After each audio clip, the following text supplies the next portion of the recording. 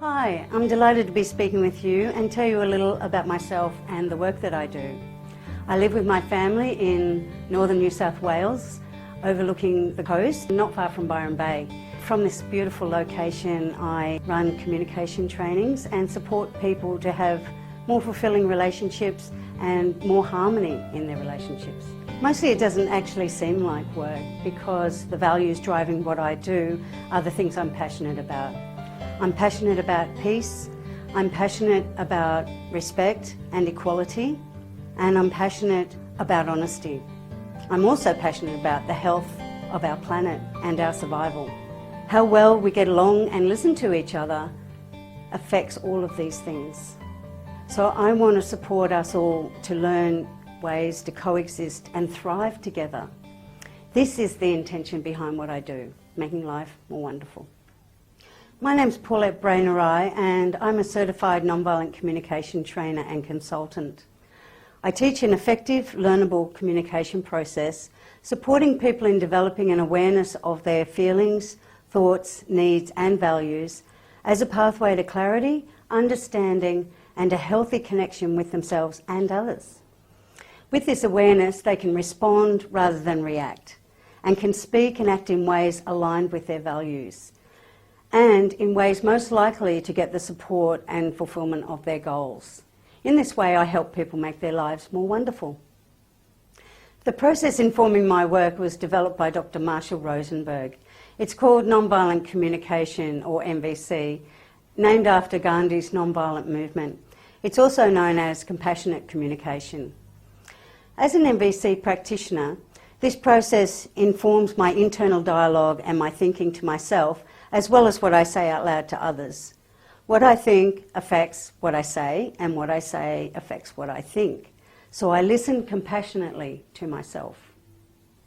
I've learnt that my body is always communicating with me. Comfortable feelings tell me that all is well in this moment and my needs are being met. Uncomfortable feelings tell me that something important to me is not happening right now and I have an unmet need. I've learnt to slow down, refocus my attention inward and fully be with those feelings and the values and needs they point to. When I take my time to connect with each feeling and discover the core need in a situation, the aha moment is delicious. The clarity, understanding, relief and healing that can come are powerful and immediate. With this clarity, I'm then empowered to meet my needs or to communicate my needs clearly to others in ways most likely to be heard and supported harmoniously and effectively. Life is so much more enjoyable with these skills, and difficult conversations can be had with honesty, clarity and respect. After all, the needs and values driving me are the same as the needs and values driving you and everyone else. It's the universality of the need that helps me connect with you. And don't you also long for understanding, ease and healthy relationships? For more than a decade now, I have been teaching the NVC process to individuals, couples, families, in workplaces, organisations, schools and hospitals with profoundly positive results. With my joy and fulfilment linked to your joy and fulfilment, it's certainly helpful to have a process to support communication and connection so that we can work together to have our needs met. What I teach has proven its power to do this and much more. For me, helping others develop these skills is hugely fulfilling, and I witness people's lives changing and see them stepping into new and empowered ways of being in the world. My work is informed by a process called Nonviolent Communication, or NVC, developed by Dr. Marshall Rosenberg, with the intention to connect with myself and others and to communicate with compassion. I turn my attention to the subjective dimensions of my thoughts about what happened, the feelings stimulated in my body and the associated needs or values, and what request I might want to make in order to meet my need. With this awareness, I'm able to respond rather than react. I can gain compassionate understanding by guessing the subjective experience of others too. This is empowering, as well as bringing more harmony and trust into my relationships.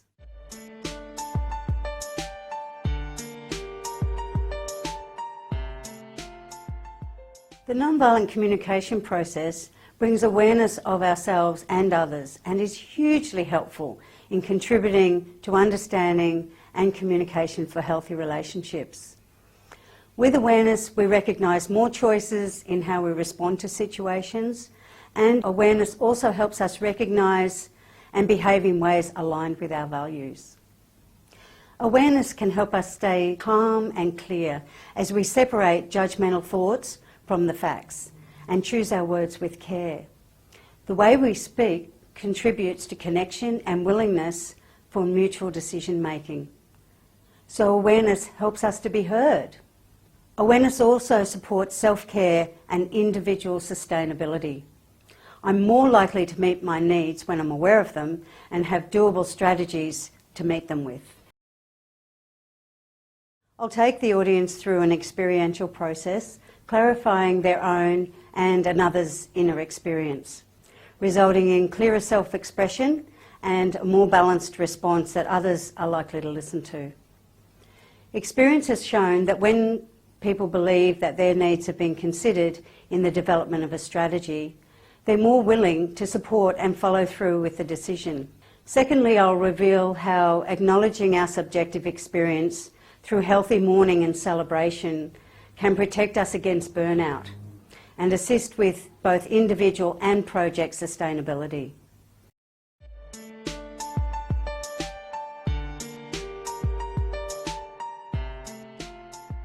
My certification recognises that I've undergone a rigorous training process through the Centre of Nonviolent Communication, and I'm endorsed by them to share this work, and it acknowledges that I do so with skill, competence and integrity to the values of the Centre for Nonviolent Communication.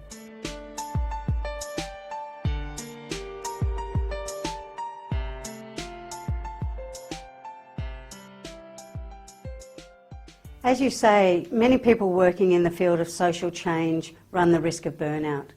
This was recognised by Marshall Rosenberg and others in their spreading of nonviolent communication. They experienced many ups, for example, when the benefits of the process were seen and appreciated, as well as downtimes when the process was criticised and seen as being too soft or too different. Marshall Rosenberg said they developed a beneficial process to support them by starting each meeting with an opportunity for those present to share success stories and celebrate what's happened since the last meeting. And they also had opportunities to express their disappointments and sadness and mourning around things that hadn't gone so well, and to be empathically heard around that. This acknowledgement of one's subjective experience and of efforts expended and intentions realised or dashed sustains morale and progresses social change efforts. Thank you for watching. If you have a friend or someone you know who you think may benefit from this video, please feel free to share it. If something in what you've seen and heard just now resonates for you and you'd like more, click this link to my website, www.expresspeace.com. And if you'd like to have stronger skills to bring harmony into your life, click this link to book a training. And you can email me, paulettenvc@gmail.com. Thank you for listening, and I look forward to connecting with you in the future.